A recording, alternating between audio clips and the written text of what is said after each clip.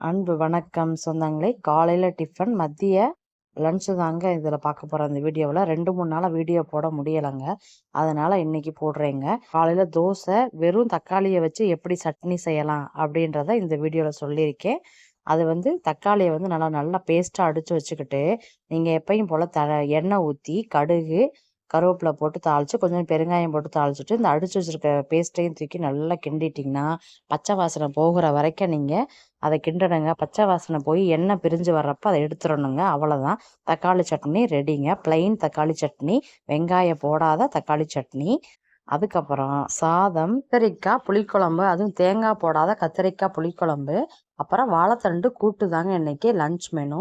இது யாருக்கெல்லாம் பிடிக்கும் அப்படின்றத கமெண்ட் செக்ஷனில் சொல்லுங்கள். இது எங்கள் வீட்டில் எல்லாரும் நாங்கள் விரும்பி சாப்பிட்டோம். நீங்களும் விரும்பி சாப்பிட்டீங்கன்னா என்னோட ஷேர் பண்ணுங்கள். வேறு கத்திரிக்காய் குழம்புக்கு என்னென்ன சைடிஷ் வச்சு சாப்பிடலாம் அப்படின்றதையும் என்கிட்ட சொல்லுங்கள். நானும் ட்ரை பண்ணி பார்க்குறேன்.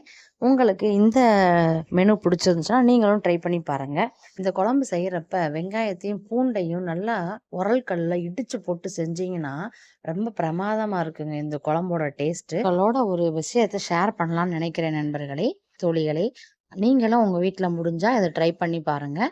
இது என் பையன் சொல்கிறப்ப எனக்கு இது பெரிய விஷயமா தெரிஞ்சிச்சு. ஆனால் என் பையன் செய்கிறப்ப எனக்கு அது ஒரு புது விஷயத்த எனக்கு கொடுத்துச்சு. இது ஒரு அனுபவத்தை கொடுத்துச்சு.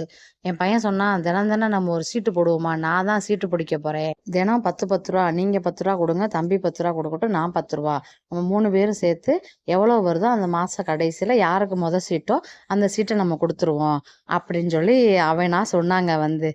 சரின்னு சொல்லிட்டு நாங்களும் சரி ஓகே அப்படின்னு சொல்லிட்டு இப்போ நாங்கள் ஆரம்பிச்சிருக்கோம். இந்த ஜூலை 1லேருந்து ஆரம்பிச்சிருக்கோம்.